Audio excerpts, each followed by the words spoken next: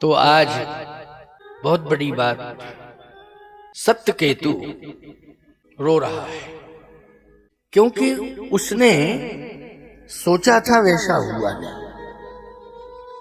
लेकिन पुत्र ने कहा कि मैं इतने अच्छे कार्य करूंगा कि पिता का क्लेश ही दूर हो जाएगा। इसलिए हम प्रतापवान को गलत सिद्ध नहीं करते, लेकिन फिर राक्षस क्यों हो गया, इस पर विचार करना है। यज्ञ कर रहा है, तालाब सरोवर इन सब का निर्माण कर रहा है, मंदिर बनवा रहा है, साधु संतों को बुला करके उनका सम्मान कर रहा है, ब्राह्मणों के चरण धो के पी रहा है। अब बताइए, तालाब बनवाना है, कुआं आदि का निर्माण कराना, सरोवर के साथ साथ सुंदर वन उपवन तैयार करना, मंदिर बनवाना, यज्ञ करवाना, संतों को बुलाना, ये सब अच्छे कार्य हैं। लेकिन बना राक्षस, क्यों बना? अब इस पर विचार कर लो। कोई भी व्यक्ति हो, चाहे जितना अच्छा काम करे, अगर कोई गलत व्यक्ति आ जाता है और उस गलत व्यक्ति के साथ कहीं वो जुड़ जाता है, ये समझ लेना कि उसके सारे सुकृत नष्ट हो जाते हैं। इसलिए गलत संग से बचना है, यानी कुसंग से बचना है, ये अर्थ है इसका। किससे बचना है? कुसंग से बचना है। ये सबसे ज्यादा खतरनाक है, कुसंग। प्रतापवान जो है कुसंग से जुड़ गया। कुसंग का अर्थ क्या है? जब जंगल में गया विंध्याचल में शिकार के लिए, तो सुअर मिल गया। वो सुअर नहीं था प्यारे, वो तो एक नकली सुअर बन गया था। सुअर, और जैसे सुअर को देखा तो उसके पीछे भागने लगा। अच्छा एक बात बताओ, राजा दिग्विजयी राजा था, राजा किसके पीछे शिकार तो खेलता है, लेकिन किसके पीछे भागता? शेर के पीछे भागता है। ज्यादा होगा तो हिरण के पीछे भागेगा। भगवान राम किसके पीछे भागे थे? हिरण के पीछे भागे थे। प्रतापवान या तो सिंह के पीछे भागता या हिरण के पीछे भागता, लेकिन सुअर के पीछे भागा। सुअर कहाँ ले गया? नकली मुनि के पास ले गया। अच्छा, सुअर का काम है गंदगी से प्रेम करना। सुअर किससे प्रेम करता है? गंदगी से प्रेम करता है। जो गंदा काम करता है, लोग कह देते तो सुअर है, उसको भी क्या कह देते? सुअर है। कितना भी प्रतिबंधित करके सुअर को रखो, लेकिन स्वतंत्र होगा तो गंदगी के पास ही जाएगा। क्यों भाई? स्वतंत्र जैसे ही होगा, कहां जाएगा? गंदगी के पास जाएगा। चाहे जितनी अच्छी व्यवस्था में उसे रखो,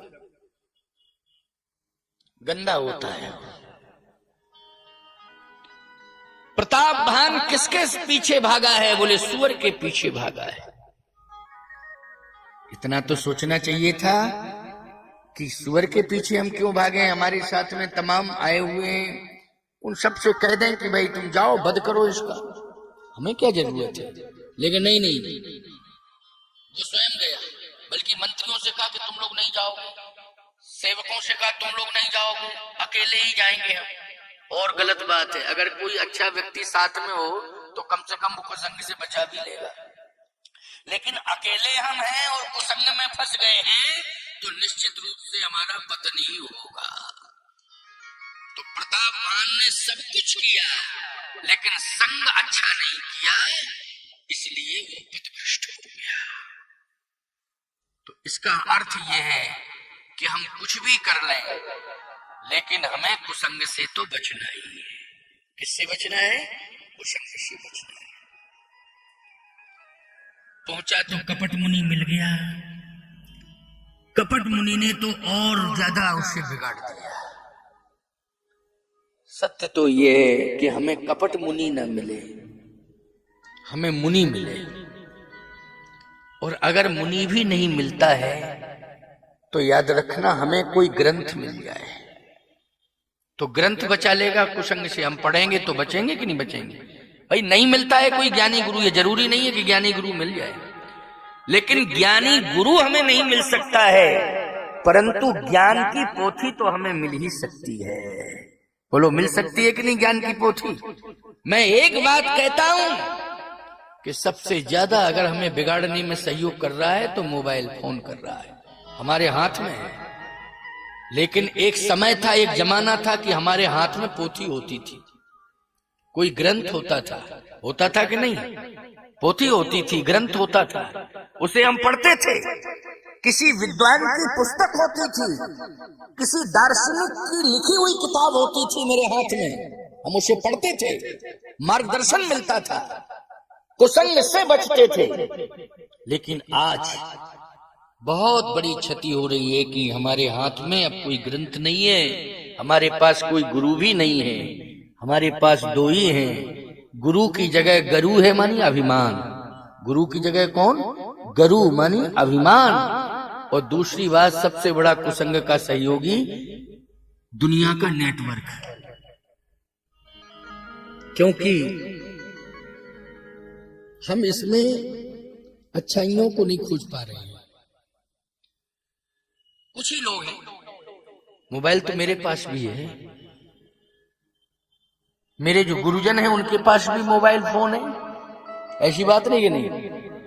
लेकिन सही बात तो यह है कि हमने जो भी खोजा है वो अच्छा ही खोजा है, इसलिए ठाकुर जी मेरी रक्षा कर रहे हैं। और जिस दिन इसमें हम गलत खोज लेंगे तो ये हमें इतना गलत बना देगा, इतना गलत बना देगा कि कल्पना से परे, क्योंकि इसमें संसार भर की खबर पड़ी है और संसार भर की गंदगी भी भरी पड़ी है। इसमें ग्रंथ भी भरे हैं और गंदगी भी भरी है, दोनों चीजें भरी हैं। बोलो है ना, गंदगी भी भरी है और ग्रंथ भी भरे हैं। अभी हमें रामचरितमानस के किसी कांड की चौपाई खोजनी होगी तो पन्ना पलटने पर विलंब हो जाएगा। यहां तो केवल बोलना है सुंदरकांड की चौपाई गरल सुधार रूप करे मिताई, तुरंत आ जाएगा। क्यों भाई? उसकी दो चार चौपाइयां आगे की और आ जाएंगी, क्यों आ जाएंगी कि नहीं आ जाएंगी? इसके लिए तो हमें रामायण पलटनी पड़ेगी, टाइम भी लग जाएगा। यहाँ तो केवल बोलना भर है, गरल सुधार रूप करे मिताई, 10-5 चौपाइयां आगे की और आ जाएंगी कि नहीं? ये सहयोगी भी है, बहुत अच्छा है। लेकिन सही बात तो यह है प्यारे, जब अच्छाइयां हम खोजें तब, और अच्छाइयां कब खोज पाएंगे? जब हम संग अच्छा करेंगे तो हमें ये भी अच्छा लगेगा, इसमें भी अच्छाइयां होंगी। और यदि हम कुसंग का कोई भी एक व्यक्ति भी हमारे साथ जुड़ जाएगा तो निश्चित रूप से हमारे जीवन को पतन की ओर ले जाएगा। और प्रताप भान को सुअर ले गया है, और सुअर ने ही प्रताप भान को आज राक्षस बना दिया है, बन गया, रावण बन गया। प्रताप भान बना है, अगले जन्म में क्या बना है? रावण बना है। हमारे यहाँ देव संस्कृति और दैत्य संस्कृति, असुर ज्येष्ठा, आसुरी प्रवृत्तियां और दैवी प्रवृत्तियां। अब असुर जो होते हैं वो एकत्रित हो जाते हैं, इकट्ठे हो जाते हैं। कौन? असुर। और देवता जो है बिखर जाते हैं, अंतर इतना ही। इसलिए असुर हावी जब होते हैं तो देवता भी परेशान हो जाते हैं।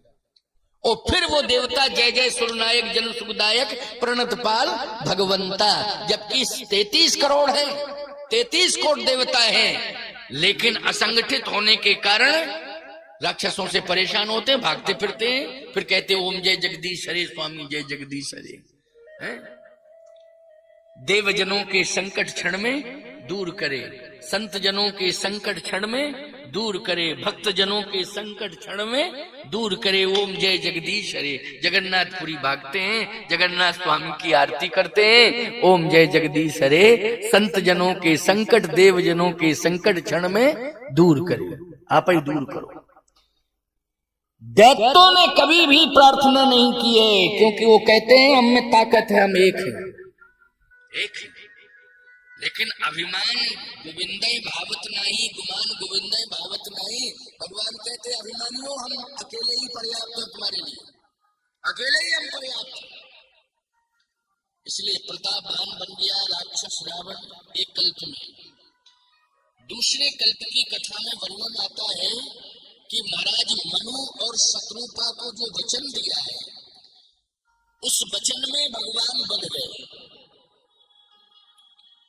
जब आए भगवान नैमिषारण्य में, तो नील सरोरुह नीलमणि नील नीरधर श्याम, लागे तन सोहा निरख कोटि कोटि शतकाम। जैसे भगवान प्रकट हुए तो भगवान ने कहा मांगो, जो मांगोगे सो मिलेगा, आपको क्या चाहिए। महाराज मनु ने कहा कि मुझे आप चाहिए, आप। भगवान ने कहा मुझे स्वयं प्राप्त करना चाहते हो तो मैं तो आ गया हूं, नहीं हमेशा आप मेरे पास हो, या मैं आपके पास रहूं, दो में से कोई एक शर्त मान लो। देखो, भगवान से कुछ भी मत मांगो, भगवान को मांगो।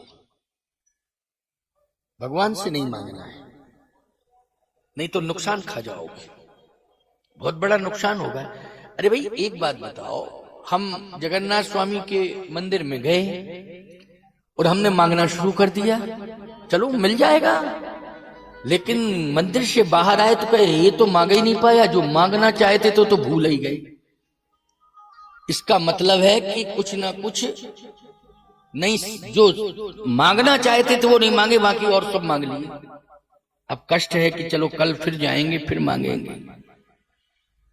फिर मांगा तुमने, चलो भगवान ने कहा वो भी देंगे। फिर सोचने लगे कि इसका मतलब है कि ये और मांग लेते तो और अच्छा रहता। नहीं नहीं नहीं, भगवान को मांग लो। जब भगवान तुम्हारा हो जाएगा तो जो भी भगवान के पास होगा, जब तुम्हें जरूरत पड़ेगी तब तुम्हें मिल जाएगा। क्योंकि अनन्यास चिंतयन्तो माम ये जनः पर्युपास्ते और तेषाम नित्याभियुक्तानाम योगक्षेमम वहाम्यहम्। इसका अर्थ क्या है? इसका अर्थ यही है कि भगवान कहते हैं, ए आने वाले भक्त, तू मेरे पास प्रयोजन लेकर के मत आ, बिना किसी प्रयोजन के आ। अब इसका अर्थ बहुत बढ़िया है। भगवान योगेश्वर ने कहा है श्रीमद् भगवत गीता में, अनन्यास चिंतयन्तो माम ये जना पर्युपास्ते। क्योंकि हम उन्हीं के धाम में तो कथा कह रहे हैं, जगन्नाथ भगवान सुन रहे हैं और उन्हीं का दिया हुआ ये मंत्र है।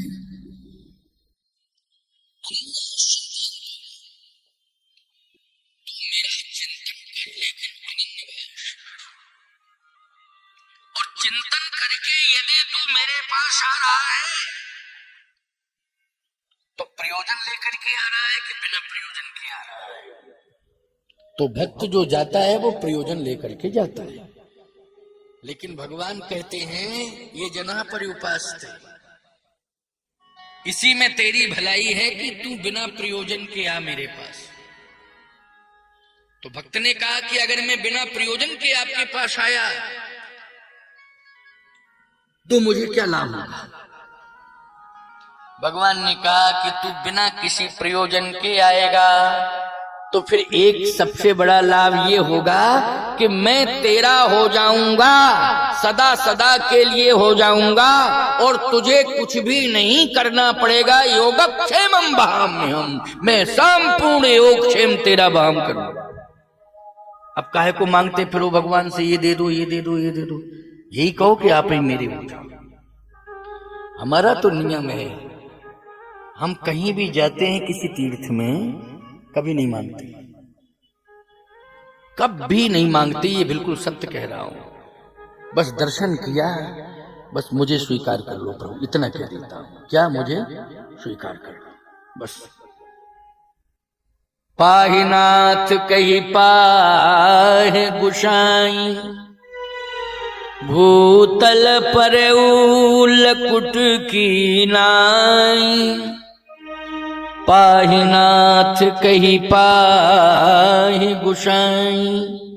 भरत जी ने यही कहा था, पाईमाम पाईमाम पाईमाम, मैं आपकी चरण शरण में आया हूं, बस मुझे तो आप केवल चरण में जगह दे दो। भरत जी ने यही मांगा था, क्या? चरण में जगह दे दो, बस और कुछ नहीं चाहिए। इसका मतलब भगवान के चरण में जगह मांग रहे हैं, तो भगवान को ही मांग रहे हैं कि नहीं मांग रहे? पाइमाम पाइमाम पाइमाम पाइमाम। हनुमान जी ने भी यही किया, प्रभु पहचान परऊ गही चरना, सो सुख उमा जाए नहीं वरना, प्रभु पहचान परऊ गही चरना। चरण पकड़ लिए, भगवान ने कहा ये क्या कर रहे हो? बोले बस कुछ भी नहीं चाहिए, आपके चरण में जगह चाहिए, इसलिए थोड़ी सी जगह दे दो। इसका मतलब है कि भरत जी भी चरण में जगह मांग रहे हैं और हनुमान जी भी चरण में जगह मांग रहे हैं, राम जी को ही मांग रहे हैं। कुछ भी नहीं मांग रहे हैं राम जी से कि ये दो वो दो, नहीं, आप ही मेरे हो जाओ, मैं आपका हो जाऊं और रहने के लिए चरण में जगह दे। सत्य है। भरत हृदय से राम निवासु, भरत के हृदय में बैठ गए राम जी हमेशा हमेशा के लिए। और प्रणो पवन कुमार खलवन पावन ज्ञान पचास हृदय आधार बसई राम सब छाप उधर। हनुमान जी के हृदय में बैठे, बोलो हो गए कि नहीं सदा सदा के। और ये दोनों ही इतने महान हुए कि अगर ऊंचाई देखना है तो हनुमान जी में देख लो, और गहराई देखना है तो भरत जी में देख लो। भाव में इतने डूबे हुए हैं, इतने डूबे हुए हैं भरत जी कि समुद्र की भी गहराई कम पड़ गई। और हनुमान जी महाराज विचारों में इतने ऊंचाई पर चले गए हैं, इतने ऊंचाई पर चले गए कि याद रखना सुमेर पर्वत भी छोटा हो गया है। किसके सामने? हनुमान जी के सामने। क्यों? हृदय में कौन बैठे हैं? तो भगवान को मांग लिया। अब मांग लिया तो कुसंग से बचेंगे कि नहीं बचेंगे? जहां भगवान ही बैठे हृदय में, वहां कुसंग कहां आएगा? प्रताप भान बिगड़ गया। प्रमाण के लिए मैंने बताया किसके साथ लग गया? सुअर के साथ लग गया, बिगड़ गया। सब कर्म धर्म सत्कर्म जितना किया था सब नष्ट हो गया, खत्म। इसलिए हमें कुसंग से बचना है। ये कुसंग जो है हमें बहुत बड़ा नुकसान पहुंचा सकता है, बहुत बड़ी क्षति पहुंचा सकता है। इसलिए कुसंग से बचना है। और कुसंग से कब बचेंगे हम? जब भगवान को अपने पास रखेंगे। किसको रखेंगे? भगवान को अपने पास रखेंगे। और ये सबको छोड़ के गया है, इसलिए पड़ गया कुसंग में। मंत्रियों को छोड़ा इसने, पूरी सेना को छोड़ा इसने, रथ भी छोड़ा, सबको छोड़ दिया इसने, कुछ भी अपने पास नहीं रखा, अकेला दौड़ पड़ा। अकेले नहीं चलना है, भगवान को साथ लेके चलना है। भगवान को अगर हम साथ लेके चलेंगे तो हम कुसंग से बचे रहेंगे। यही उपाय है, और कोई उपाय नहीं। इसलिए हमें संकेत मिला कि भरत जी ने भगवान को हृदय में रखा, हनुमान जी ने भगवान को हृदय में रखा। न भरत ने राज्य लिया, न हनुमान जी ने कोई संपत्ति ली, न राज्य लिया, केवल भगवान को मांगा, भगवान को लिया, वो अपने हृदय में रखा। तो आज भी बड़े बड़े संत जब साधना करते हैं तो भरत का स्मरण करते हैं, और जब बड़े बड़े संत सिद्धि प्राप्त करते हैं तो हनुमान जी का स्मरण करते हैं। अष्ट सिद्धि नौ निधि के दाता, असबर दीन जानकी माता। दो ही हैं ऐसे, भरत और हनुमान। सत्यकेत ने कहा कि हमारा तो सब कुछ चौपट हो गया, लेकिन महाराज मनु ये भगवान को प्राप्त किए और ये भक्त को भी प्राप्त किए। भगवान को भी प्राप्त किए पुत्र के रूप में। किसके रूप में? पुत्र के रूप में। और ईमानदारी के साथ बताओ, उत्तानपाद का बेटा कौन हुआ? ध्रुव। तो कौन होता है बोलो भाई संबंध में महाराज मनु का? उत्तानपाद का बेटा कौन है? ध्रुव हरि भगत भयु। ध्रुव हुआ है ना, उत्तम तो है ही है, लेकिन ध्रुव भी तो हुआ है। किसका बेटा है ध्रुव? उत्तानपाद का। लेकिन ध्रुव कौन हुआ है? बोले ध्रुव सगलान जपु हरि नामु, पायो अचल अनुपम था। परम भक्त हो गया। ध्रुव का अर्थ है एक ध्रुव तारा है, कहते नहीं है सत्य। अगर कोई भी व्यक्ति बात करता है तो कहता है सत्य नहीं, ध्रुव सत्य है। क्या कहते हैं? सत्य नहीं, ध्रुव सत्य बोल रहा हूं मैं, यानी ध्रुव जुड़ गया सत्य के साथ। तो कहने का तात्पर्य मेरा यह है कि महाराज मनु को परमात्मा भी मिल गया और सत्य भी मिल गया, ध्रुव मिल गया कि नहीं, उस वंश में पैदा हुआ। अर्थात सत्यम परम धीमहि, सत्य जन वंश में भी पैदा हो गया और सत्य स्वरूप परमात्मा भी प्राप्त हो गया, यानी जीवन धन धन हो गया। किसका? महाराज मनु का।